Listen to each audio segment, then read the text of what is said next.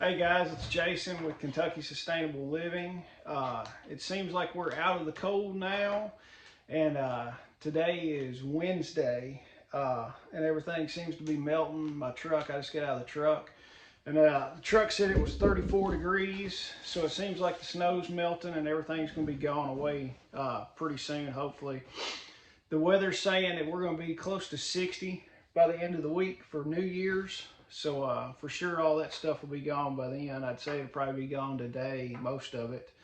But I want to do a quick update on how we fared through the snow and cold apocalypse that we had over Christmas.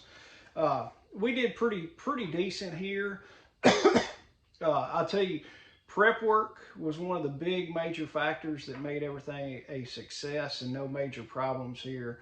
I was working Monday and Tuesday getting everything prepped because I knew Wednesday I had to have a upper GI scope, so I was going to be totally out Wednesday of doing anything. And then Thursday I didn't know how I'd feel, but I was able to work and get some more stuff done on Thursday here.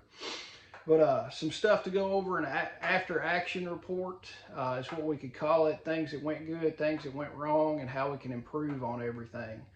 Uh, we had no frozen pipes in the shop, the yard hydrants, or the house, which I wasn't expecting it. It's a fairly new house. I built it myself, know where everything's at, know how it's built, so we didn't have any problems with that.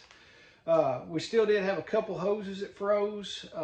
One of them that froze, I didn't roll up, and the other one I pulled uphill, but it actually, I didn't notice, and it had a kink in it, so everything flowed down and stopped at the kink. No big deal. I hauled a few 5-gallon buckets over to fill up some of the water troughs, but Thursday, before it started getting super cold, I made sure everybody's tank was topped off. We had water heaters, the tank heaters in all the tanks except for the chickens and the pigs, the big pigs that are on the far side of the property.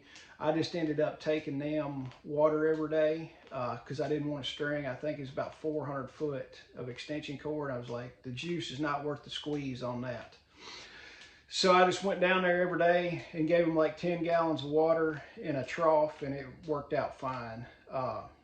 No new babies. We've got 2 ewes that are due any day now, and then we've got another sow, another little Juliana sow that's pregnant. She's due any day now. And it usually never fails that when you've got horrible weather, it doesn't matter if it's going to rain, snow, sleet, hail, or whatever, these animals seem to want to have babies then. And I was really super surprised there were no lambs or piglets born during all this cold snap, which I came down every morning and every afternoon and in the middle of the day checking to see, and a shock of the lifetime, no new babies. Our snow amounts, like the first thing that came through, we probably got 2 to 3 inches maybe.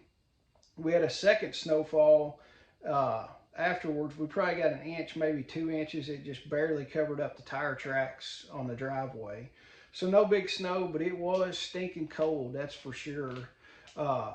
We came through it pretty good. I stayed inside as much as I could and got all our stuff done as fast as I could because it was stinking cold.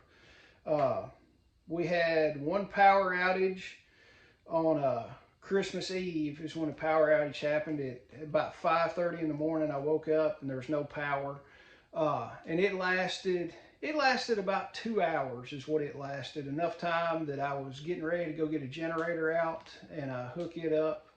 And when I started making plans, I was getting dressed to go get the generator out of the shop to hook it up to the house. The power magically came back on. So we had one power outage for about 2 hours.